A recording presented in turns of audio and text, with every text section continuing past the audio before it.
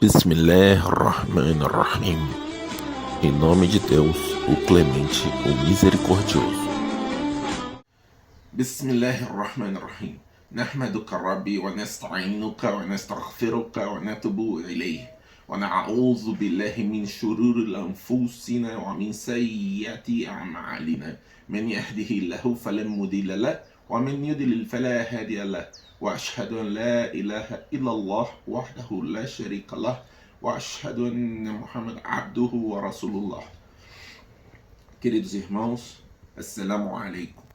Em nome de Allah, o Clemente, o Misericordioso, louvado seja Allah, o Senhor do Universo. A Ele louvamos, pedimos seu perdão, imploramos a sua ajuda e buscamos sua orientação.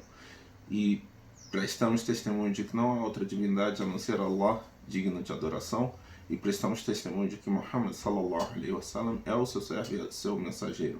A quem Allah guiar, ninguém poderá desviar, e a quem Ele desorientar por tal essa pessoa merecer, ninguém poderá lhe indicar a pessoa a senda reta, o caminho reto. Meus queridos irmãos, eu venho aqui até vocês hoje, como advogado no momento e consultor jurídico, falar-lhes a respeito de um tema que é muito caro a mim, que é a questão de que algumas irmãs sofrem em determinados locais de emprego constrangimento a se despirem, a retirarem o seu véu, seja o hijab, o niqab, o chador, a amira, enfim, khimar, seja qual for o tipo de vestimenta que elas utilizem em termos de cobertura corporal.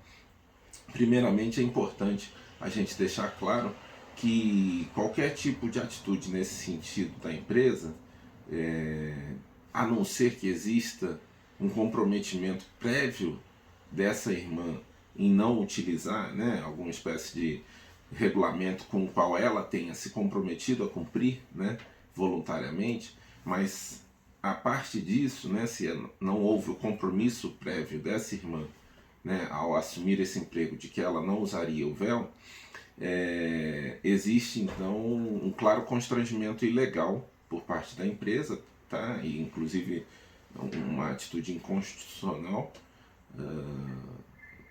até um certo ponto, porque tem vários incisos ali do artigo 5º que são resguardadores dessa questão da mulher muçulmana. O inciso 6º, por exemplo, vai dizer que é inviolável a liberdade de consciência e de crença. O inciso 8º também vai no sentido de colocar que ninguém será privado de direito por causa, em razão da sua consciência ou da sua crença. Também outro inciso, salvo engano, 10º, vai falar sobre a questão da inviolabilidade da intimidade, da honra, da vida privada, enfim. Então isso deixo claro que desde já não tem guarida na Constituição essa atitude da empresa, ou até mesmo de um órgão público.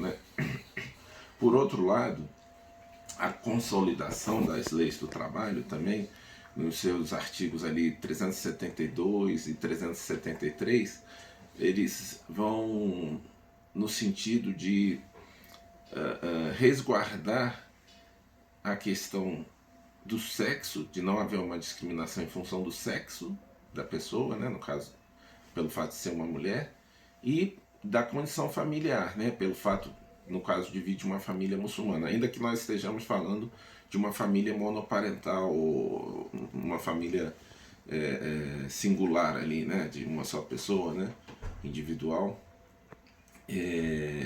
Então, assim, por que eu estou falando isso? Porque se fosse um homem muçulmano, ele não estaria passando pelos mesmos constrangimentos, muito provavelmente, que a mulher passa, por exemplo, pelo fato de utilizar a barba.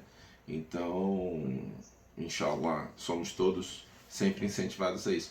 E também é necessário a gente recordar uma coisa que o nosso querido Sheikh Jihad sempre fala, e aqui eu faço um parêntese, inclusive, no sentido de recomendar às irmãs que não tenham condições de buscar a contratação de um advogado, de um consultor jurídico, que se respaldem, né, nesse caso, porque é uma discriminação diretamente vinculada a um direito individual homogêneo, né, da comunidade islâmica, né, pelo fato dela ser muçulmana, né, porque o que o Sheikh Jihad sempre fala é que o hijab, o véu, né, o niqab, o hijab, enfim, chador, a mira, eles não são um apetrecho religioso, um instrumento religioso, né? Alguma coisa nesse sentido, como seria, por exemplo, o crucifixo para outra pessoa que pode tirar ou não.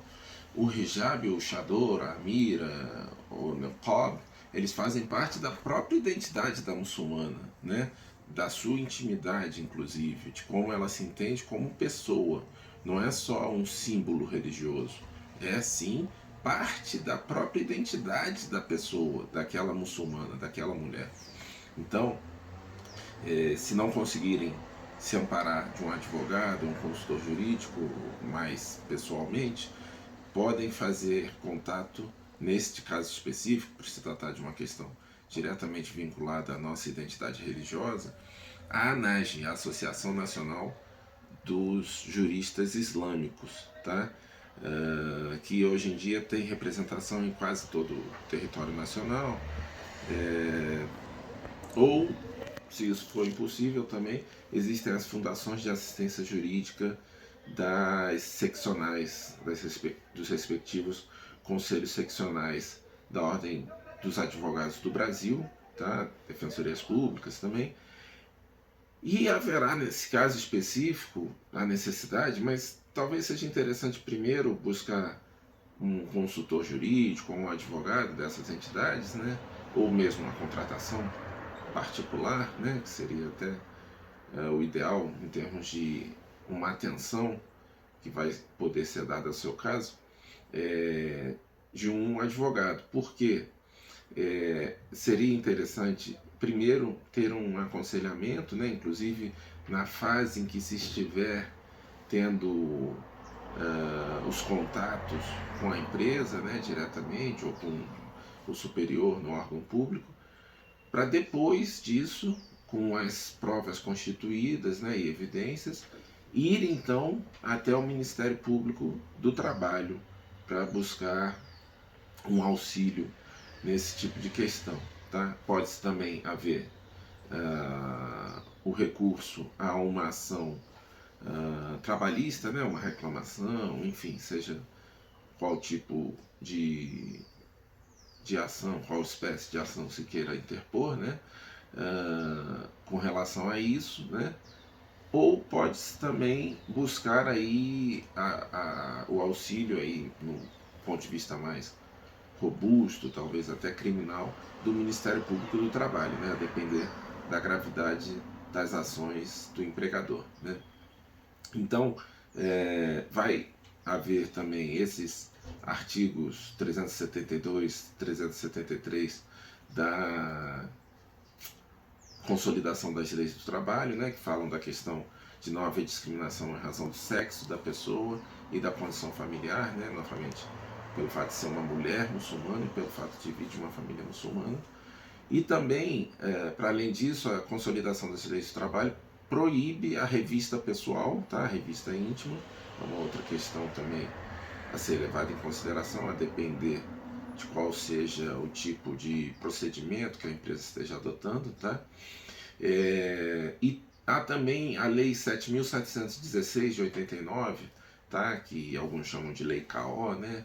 Pelo autor da proposição legislativa, que coloca algumas tipificações, inclusive criminais, para algumas atitudes, e uma delas é obstar dar emprego para uma pessoa pelo fato dela ter essa ou aquela confissão religiosa, né? Ou denominação religiosa, né? Isso em empresa privada, tá? E também essa mesma lei, tá, de preconceito por razão de raça, cor, religião, origem, etnia, enfim, ela também coloca que existe uma vedação igualmente a se obstar que a pessoa faça um concurso público ou aceda o ingresso num cargo público em razão da sua confissão religiosa, tá? Então, claramente, uma muçulmana não poderia ser proibida de fazer um concurso público. Por exemplo, algumas bancas, no caso específico o Sebrasp, né, o CESP, em alguns momentos, anos atrás, tinha essa atitude de proibir que muçulmanas fizessem um concurso. Era necessário ingressar com ações individuais, né, ações ordinárias, comuns, ou até ações civis públicas, né, junto com o apoio da Defensoria Pública da União, e aí se conseguia que a muçulmana fizesse o concurso. Outras bancas já não faziam esse tipo de demanda, né, para as muçulmanas, né? Então, Fundação Getúlio Vargas, Sesgran Rio, enfim, FUVEST, né, VUNESP, não fazem esse tipo de demanda de obrigatoriedade, né, não colocam essa obrigatoriedade desde sempre, né? Então, mesmo a atitude destas bancas que criavam algum tipo de dificuldade é vedada, né? E aí existe, com relação a isso tudo, né, tanto com relação à questão das empresas privadas, né, quanto com relação aos órgãos públicos, né, por meio das empresas subrogadas por eles, né, contratadas para realização do edital e do certame, né, depois da aprovação a aprovação do concurso público, né, da realização. Então, eles também são solidariamente responsáveis em razão de terem, a partir da licitação, enfim, contratado, ou da dispensa de licitação, contratado aquela determinada banca para realizar o concurso público. E no caso das empresas, o empregador é diretamente responsável pelas atitudes que tomar. E existe a previsão também constitucional, né, já que a própria Constituição resguarda em muito essa questão da liberdade e da intimidade feminina, né, e religiosa, inclusive, das pessoas. Existe a previsão na Constituição que a lei não excluirá da apreciação do Poder Judiciário lesão ou ameaça a direito, tá? Lesão ou ameaça a direito, e aqui se está falando inclusive de um direito adquirido, né?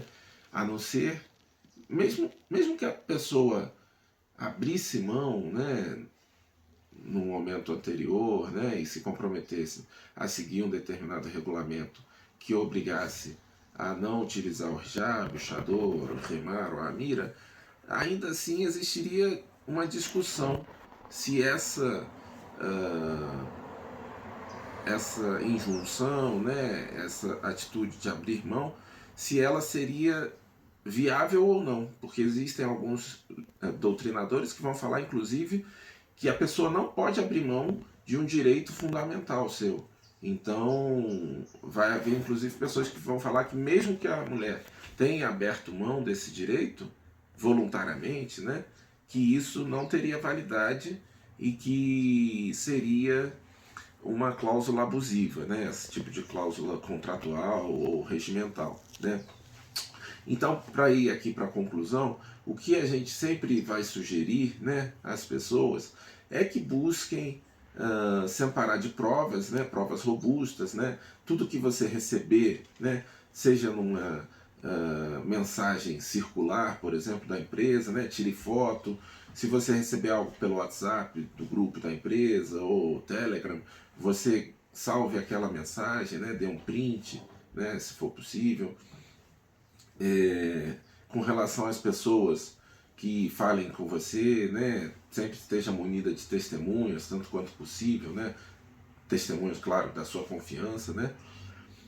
E se houver realmente essa atitude da empresa, é lógico que a gente sempre vai recomendar que não haja um tipo de confrontação, né, porque não é interessante, mesmo que haja ameaça de despedida arbitrária, né, lembre-se que o direito está ao seu lado. Então, não parta para nenhum tipo de atitude intemperada, né? Ou de algum modo radical, né? Em termos de xingar alguém, ou bater, ou falar alto. Por quê? Porque o empregador pode, inclusive, estar criando uma situação para utilizar isso contra você para sua despedida arbitrária, né? Então, o que eu recomendo é tentar se municiar de provas, né? Se isso é uma coisa verbal, se possível enviar um e-mail para a empresa, né? De maneira ainda um pouco ingênua, vamos dizer assim, mas colocando que não tem certeza sobre a natureza dessa obrigatoriedade e que você gostaria de ser melhor instruída, se existe ou não mesmo a obrigatoriedade de tirar o véu, né? Por quê? Porque aí você receberia uma resposta por escrito, né? Fosse por e-mail, fosse por algum outro meio, e isso lhe facilitaria depois a comprovação na área judiciária, né? Então, creio que sejam essas as orientações e que realmente nunca perca a razão, porque isso poderia vir a ser utilizado contra você. E o meu desejo é que a situação se resolva e que você possa, minha irmã querida, utilizar o seu véu na empresa, na sua área profissional, sem maiores problemas, e que Allah subhanahu wa ta'ala abençoe grandemente por decidir cumprir com esse mandamento islâmico, e abençoe também igualmente as irmãs que não se sentem à vontade por algum motivo para usar o hijab, né? E enfim, que mais adiante Allah facilite para elas o uso do hijab. Enfim, que Allah abençoe a nós todos e a nós todas, né? Todas as irmãs, todos os irmãos, e desejo do fundo do meu coração que essa mensagem encontre vocês e suas famílias bem em paz. Wassalamu alaikum wa rahmatullahi ta'ala wa barakatuh. Que a paz e as bênçãos e a misericórdia de Allah estejam convosco. Luz, paz, conhecimento para todo o Brasil. Conheça o Islã.